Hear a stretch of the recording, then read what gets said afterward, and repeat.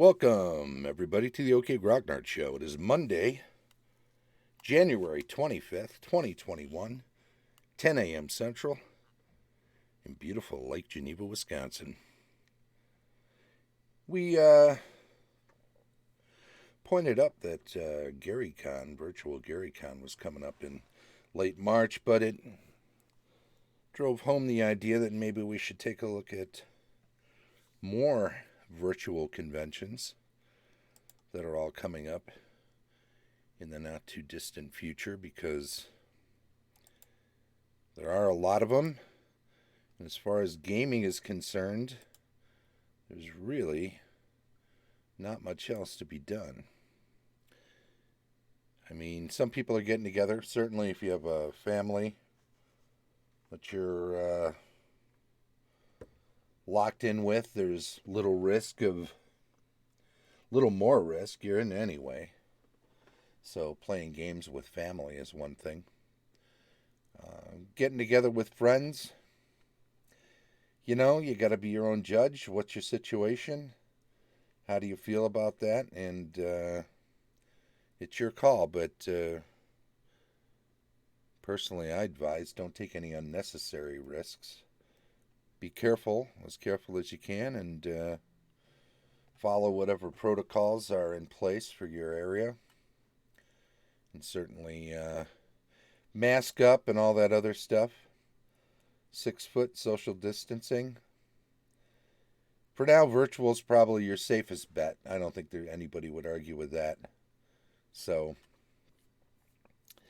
there are some options. And in that regard, Ethereal GaryCon 13.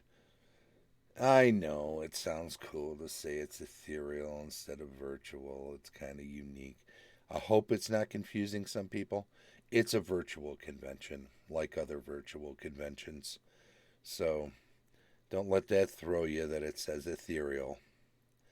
And boy, they had a jam-packed lineup last year, and I imagine they're going to be just as busy, if not busier, this year. They were essentially the first virtual convention that had to do so because of COVID-19 necessities. So, they were ready to go physical pretty close up to a couple of weeks ahead of. At that point, of course, there was a lot of back and forth between the venue and the convention and what's going on with the state. Who's responsible, who gets stuck with whatever expenses are incurred by a cancellation. And so a bit of a game of chicken going on there until official word from the state of Wisconsin was you can't have gatherings over a certain amount. And that pretty much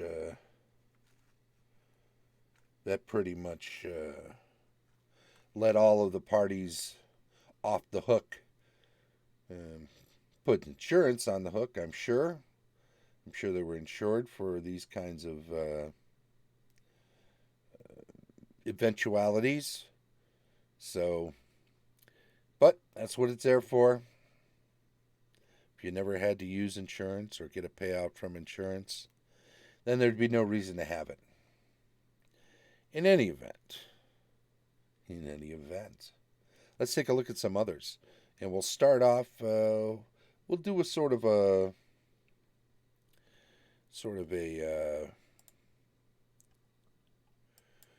what's the word I want to use? Chronological order. Where are we at here? Oh, let's look over here. Okay, there we go. Beautiful. So, what we got here is Con of the North. 2021 registration. This is, again, a virtual convention, or a convention that wasn't virtual, that has gone virtual. They're using tabletop events for their event registration and for the slot registration. Let's see, where are we at? Here we go. I wanted to have a little look behind the scenes. Bloomington, Minnesota is their mailing address. They use during physical conventions, Crown Plaza, Minneapolis West in Plymouth, Minnesota. So, of the North is aptly named. They've been around quite a long time, as I recall. On-site registration.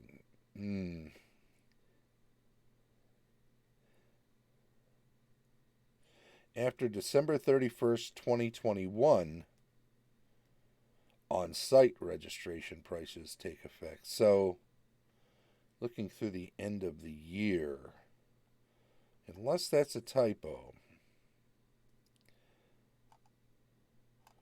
well, fair enough to say they're getting by doing what they need to do to weather this like everyone else. Tabletop events is the way to go.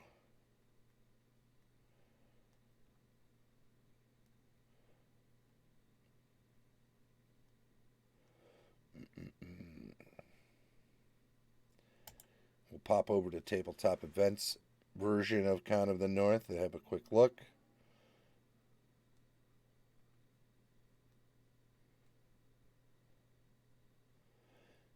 Actually runs February 12th through 14th.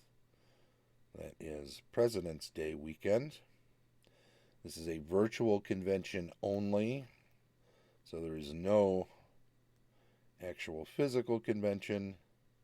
Pathfinder and Starfinder Society events submitted and scheduled through Warhorn.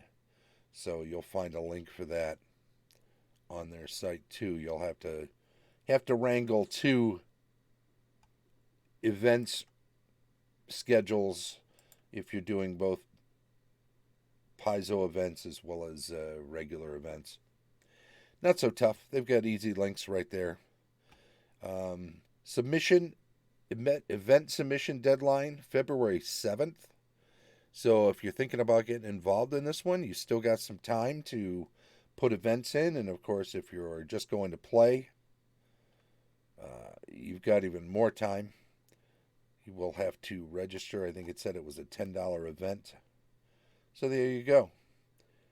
Second week of February. That's only a couple of weeks away, though, right? I mean, 25th, 12th, a week from Thursday? 2 weeks from Thursday? Yeah. 2 weeks from Friday. So 12, 13, 14th are Friday, Saturday, and Sunday. Let's look at the next one. TotalCon 35. That's around a long time, isn't it? 35. It's pretty amazing. Sadly, they too are dealing with having to go virtual this year. And last year, I think they got in just under the wire. They were one of the last medium-size, mid-size. Marlborough, Massachusetts is where their main location, or at least the location of the organizer, is. But they are a Massachusetts convention regularly. 35 years. They are virtual for this year. 4 days. Thursday, February 18th, so the weekend following Con of the North, through Sunday, February 21st. All of this is on there. I'll have links for all of these virtual conventions in the show notes, up on Twitch and up on YouTube. Hey, I should mention, I usually mention this at the bottom of the show, but I've been meaning to bring it forward. If you're catching this on YouTube, please do give us a thumbs up on any videos you watch and enjoy, and please also subscribe to the channel. Leave a comment if you got some constructive criticism, or perhaps just want to get in on the conversation. If you have any corrections for me, if I mess up any information on this, then by all means, leave me a comment. I'll figure out how to do those. Been meaning to do that for a while. Putting those little captions up in the middle of a video. I've never done that. Sooner or later I'll have to learn, right? Donations for Doctors Without Border to help with their COVID-19 relief efforts are appreciated and can be made by visiting Get Merch, the Get Merch page. So they are doing some charity work through this as well. Keep that in mind. Pretty nice. 35 years and running. That's beautiful. Next on the list, Spawn of Cyclops Con. I do believe normally they are called Cyclops Con. And this is a offshoot because they're going virtual this year. Their dates, February 26th to 28th. Submission deadline for events, February 24th. Now, these dates get pushed back a lot with the virtual conventions because they don't have to print an on-site event book, which would require some time prior to the convention. So usually events for physical conventions need to be put in a fair bit earlier ahead of the actual dates. But in this case, it's all virtual and it's all happening in real time. And as soon as the event is submitted and then approved, it goes right into the event schedule. It's the only event schedule you need. And when you're using tabletop events, then it's all very well organized and easy to read and ubiquitous. Some people don't. We'll get to one of those in just a minute. But with Spawn of Cyclops Con, they're Cyclops Con, generally a physical Atlanta convention. They focus a lot on DCC, it seems, here, and D&D of all edition. They're going to have some of the new DCC Lankhmar stuff down there, and of course MCC, right? Mutant Crawl Classics. XCC. Now, how come I don't know about that? I'm not familiar with what XCC is. Add it in the comments if you're familiar and you've played, or even if you haven't and you just know it. The dates on this one, February 26th, 27th, and 28th. It's a 3-day Friday, Saturday, Sunday convention. Get some games in, or just pop over here and check out the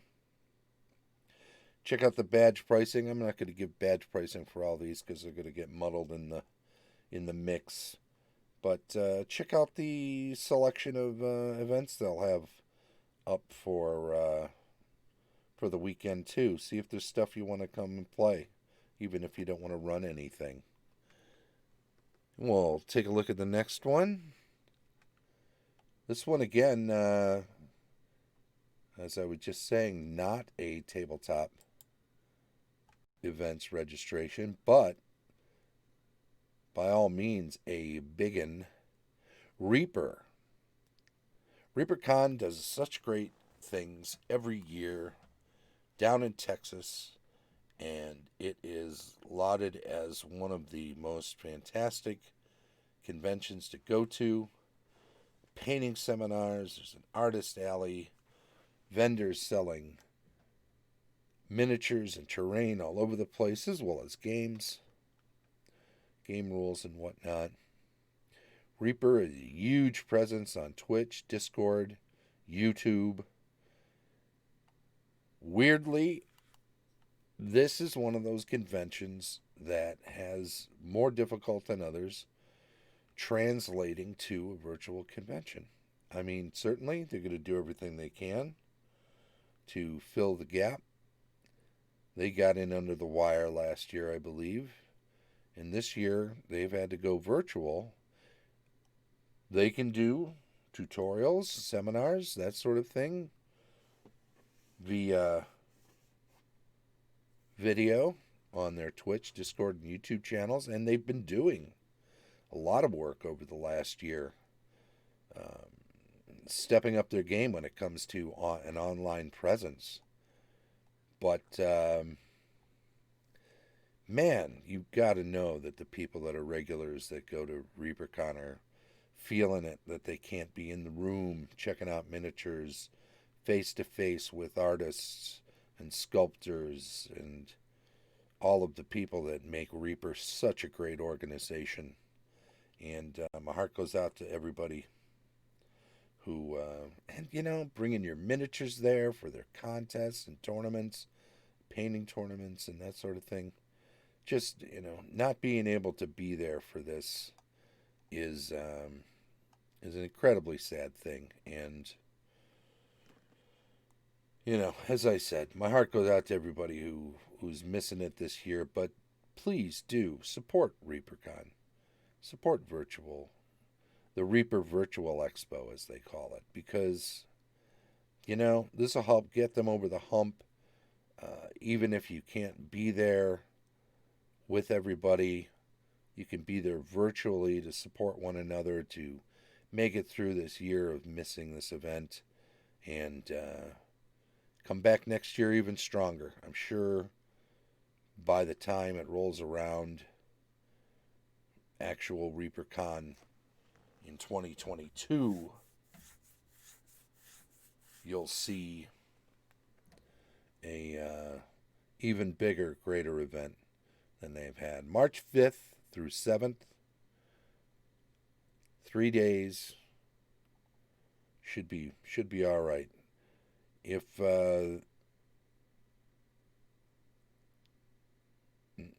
just reading something real quick. Okay. Let's move on to the next one. It's another tabletop events run. They are at the same time, March 5th through 7th, as ReaperCon. So if the event schedule is not doesn't strike a chord with you for ReaperCon, certainly by all means check out PlatCon. XXXIV 34, 1987.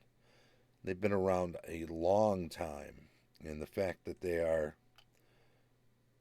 #survivor on this little island here, they're making light of it. Platteville, Wisconsin. Anytime you can go to Wisconsin for a convention, it's absolutely wonderful. Weekend badge for this virtual version is only $10.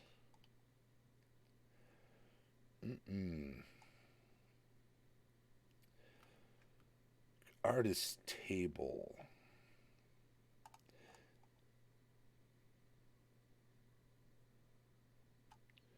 Well, maybe. Yep, this is online only. It says so right at the top. So you can go to platcon.com if you want even more information that's on here, although generally speaking, this is where you're going to want to be Friday, Saturday, and Sunday. It's event schedule up under attend. You get your badge there too. February 28th, deadline for submitting events for this. March 5th, 6th, and 7th for the event. So if you want to be part of the legacy of PlatCon and you've never been able to go to Platteville, Wisconsin for their regular events since 1987, well, here's a year that you can actually be part of it.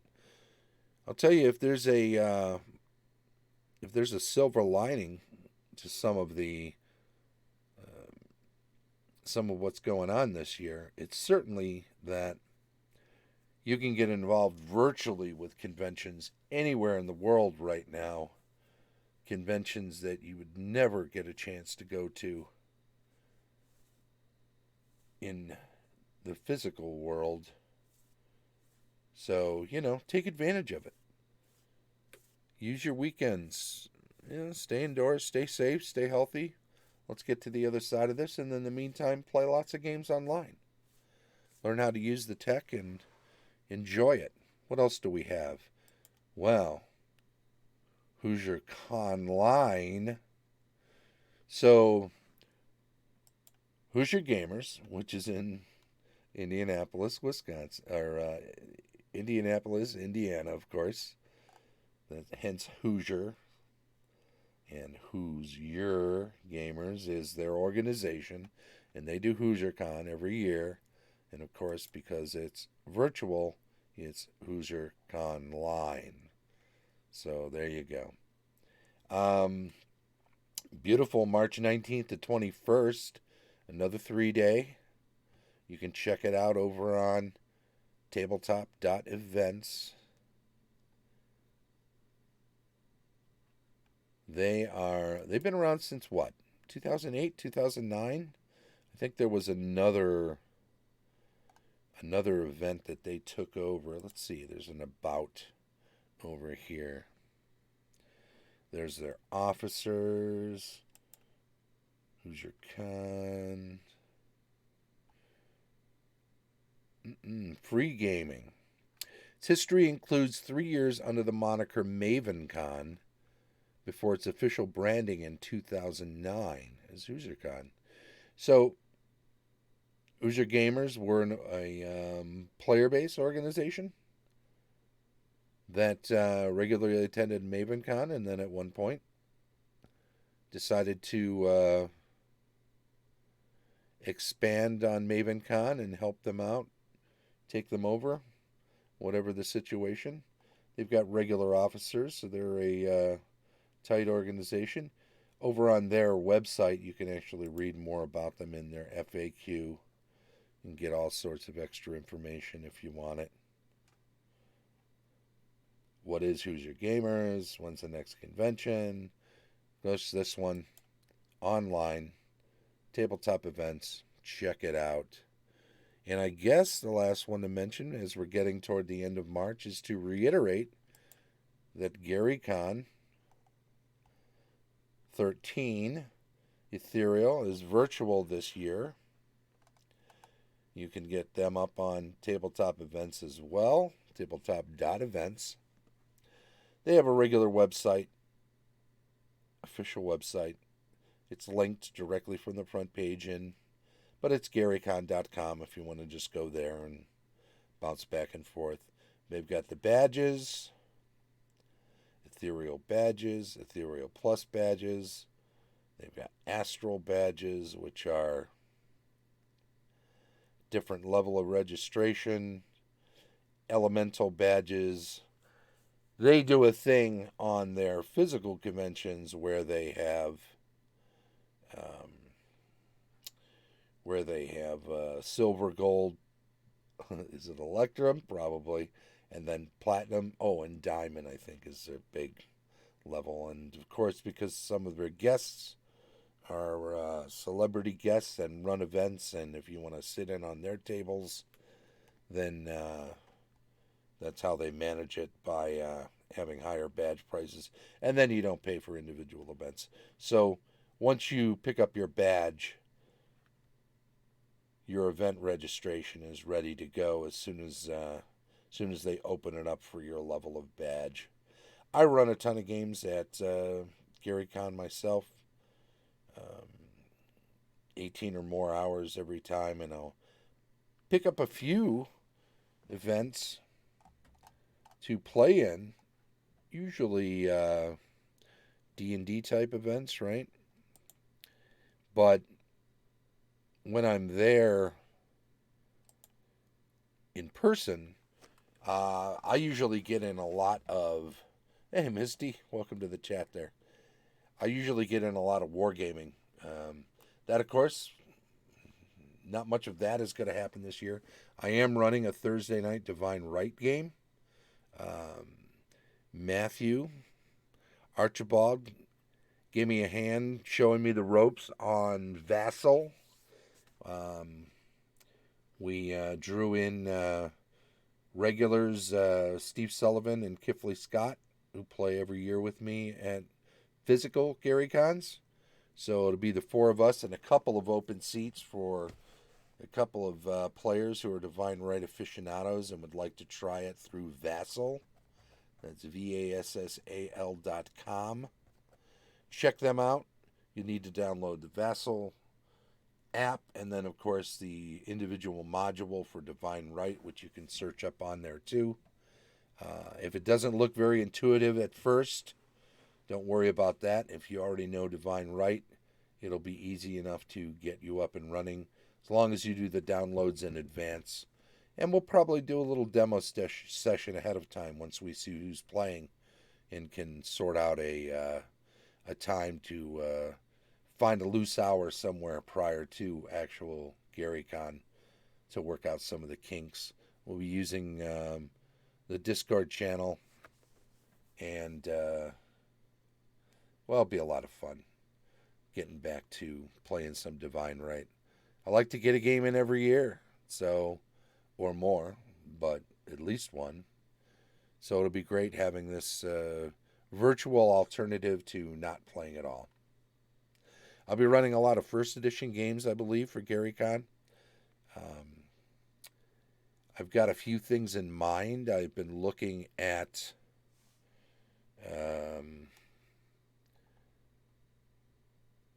Adventure Pack 1, which is a 1987 pile of first edition adventures by a number of artists, including Harold Johnson and Janelle Jacques, Ray Winiger. These were all from 1987. So they're old school stuff. I have to look through those and see if there's any of those that I can run. I'll be running something original, something of my own, of course, for Saturday evening, as I always do at every GaryCon. And I was also looking at the Dungeon of the Fire Opal. What's up, Rick? Welcome to the chat there. The AD&D First Edition DMG Dungeon Master's Guide had a sample dungeon in it. They used that same sample dungeon for the 3rd Edition Dungeon Master's Guide and for the 5th Edition Dungeon Master's Guide. And early in the 2000s, Jonathan Tweet wrote up that dungeon and expanded on the descriptions in there, because in the sample, of course, they showed a full map, but only a handful of rooms were actually detailed. He detailed the entire dungeon, put it all together as an adventure module for 3rd edition in the early 2000s, and it got plunked down into Dungeon Magazine. So there's a great history to this Dungeon of the Fire Opal.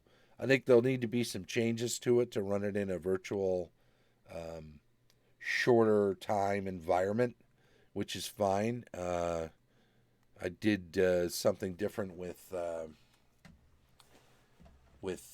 steading of the Hill Giant Chief last fall through over the course of 3 adventures as a sort of a sandbox.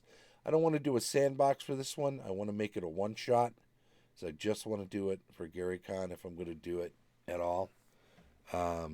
Still in the works. We'll talk about it more in the coming weeks as I figure out exactly what my DMing schedule is going to be. Probably squeeze in a few board games too. Maybe some old school stuff like Can't Stop and whatnot. Anyway, that's the long and short of it. So I think we're just about done there. We covered all the things we wanted to cover. Absolutely. All right. Well, let's remember then. That's the Q1 virtual conventions and more schedule. And more being talking about some of the events I want to run and whatnot. Don't forget, we're here on Monday and Thursday at 10 a.m. Central. We do the show. We take the recording. We put it up on YouTube. So if you can't catch it live, you can catch it on YouTube within about an hour or so after I get it up there. All of the details from the events, conventions, virtual conventions that I spoke about today, the links for them will be in the show notes, so check those out if you want. As always, if you're checking this out on YouTube, please do give us a subscribe to the channel. Give us a thumbs up on any videos you watch and enjoy. And feel free to make comments. Let us know what's what. And I want to thank everybody, especially Rick and Misty in the chat today, for chiming in. I think there's some other people in there, but they're a little more shy. In any event, this has been the OK Grognard Show from beautiful Lake Geneva, Wisconsin. Bye-bye.